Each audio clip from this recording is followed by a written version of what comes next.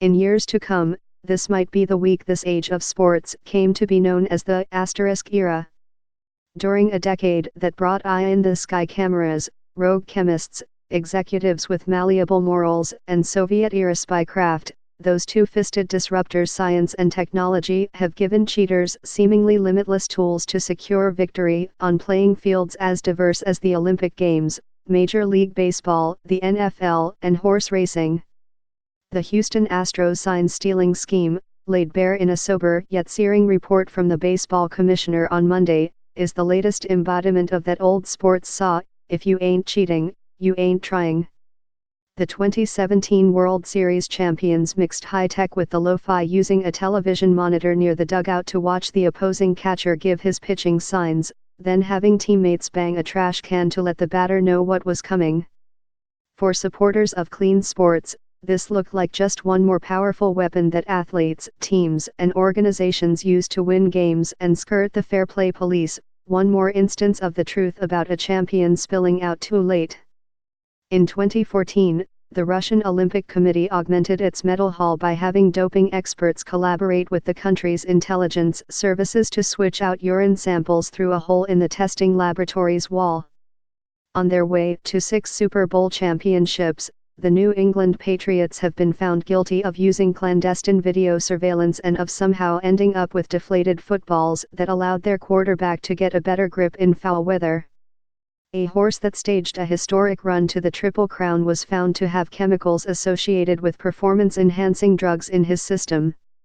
Regulators of Olympic sports acknowledge that they are mostly outgunned on the science and technology fronts. Instead, they rely on law enforcement sources, whistleblowers, and moral outrage, all of which are often in short supply. It doesn't take a philosopher to know that if you cheat to win, you're not really a winner, said Travis Tigert, the chief executive of the United States Anti-Doping Agency, who is perhaps best known for bringing Lance Armstrong's extensive doping operation to light. Really? Tigert and international Olympic officials have taken back gold medals and handed out lifetime bans for cheating. Yet Tigert knows there are athletes who keep trying to become faster and stronger through performance-enhancing drugs. The usual rationalizations: everyone else is doing it, and winning is worth the risk. Vacating titles and ending careers are powerful deterrents, but in America's professional sports leagues, the commissioners have been resistant to mete out such punishments. MLB Commissioner Rob Manfred handed down year-long suspensions for Astros manager A.J. Hinch and general manager Jeff Luhnow. Both were subsequently fired by the team's owner, Jim Crane. The Boston Red Sox owners, John Henry and Tom Werner, also parted ways with their manager Alex Cora, who was a bench coach with Houston during its sign-stealing operation and was identified as a major part of the scheme. In addition, MLB stripped the Astros of their first and second-round draft picks for the next 2 years and fined the team $5 million. The Red Sox, who remain under investigation for similar violations, may soon be penalized, too. Still, Houston retains its title as the 2017 World Series champion. Presumably, Boston will retain its 2018 title. Would stripping those titles make a difference? If the goal was to uphold the honesty and sanctity of the game for a broader community, the ultimate penalty is to vacate the wins and the titles, said Ann Skeet, a sports and leadership ethicist for the Mark Kula Center for Applied Ethics at the University of Santa Clara in California. But there are some built-in conflicts. The commissioner works for the owners. They share revenue. Their fortunes are tied together. It's true that lines between right and wrong have become blurry. Stealing signs in baseball is as old as the game, though using electronics, or stationing a scout with binoculars and signaling equipment in the center field stands, is illegal. NFL teams study endless hours of video of opponents, but filming opposing coaches is a no-no. Performance-enhancing drugs are illegal, unless officials grant an exemption for a drug that, say, treats asthma. But the rules are there, and F. Clark Power worries that by flouting them, more is being lost than a sense of fair play. Power is the founder of the Play Like a Champion program, which promotes character education through sports and focuses on proper coaching instruction in youth sports, especially for at-risk children. He likes to reference what he sees when he witnesses the joy of 7-year-olds playing hide and seek. Every one of them knows that to have a fair game, you've got to keep your eyes closed while you count, said Power, who has taught at the University of Notre Dame since 1982. We need to understand, if we are going to endorse cheating as a means to an end, the children are watching, he said. So it becomes a question of how do you want to raise your kids?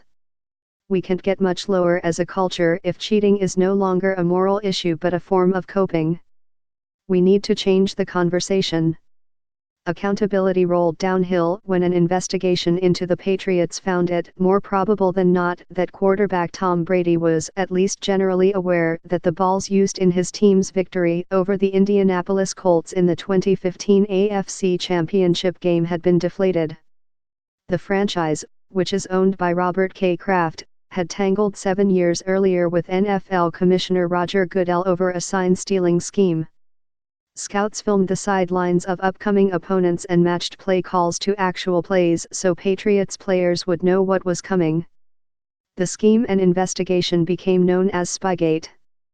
The NFL fined Bill Belichick, the head coach, fined the franchise and took away the team's first-round draft pick.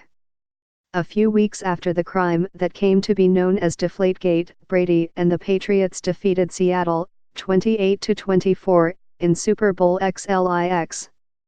Eventually, Brady was suspended 4 games, and the franchise was fined $1 million and docked 2 draft picks. And yet this season, the Patriots were at it again, their video cameras drifting to the sideline of an upcoming opponent. America's professional leagues do not have a monopoly on conflicts of interest. In April 2018, a colt named Justify failed a doping test after winning the Santa Anita Derby, a victory the horse needed to qualify for the Kentucky Derby the following month. Under California horse racing rules, Justify should have been disqualified and his $600,000 purse money returned. Instead, California regulators waited 4 months to render judgment, by which point the colt had become the 13th Triple Crown winner and been sold as a stallion for $60 million. In a closed-door executive session, the California Horse Racing Board ruled that the failed drug test had been caused by environmental contamination. Its chairman at the time, Chuck Winner, owned an interest in horses trained by Justify's trainer. The board's maneuvering came to light after the New York Times reported on how a lack of transparency had kept the failed test from the public. Another champion, another asterisk. Power, the Play Like a Champion founder, describes himself as an old guy, but one who still often plays in pickup basketball games. Where, he wonders, have joy and honor on the competition field gone? Worse, what if sports fans fall as far behind in moral outrage as regulators have in science and technology? There's a code in those games that you don't cheat, he said of his pickup basketball exploits. It's a matter of honor.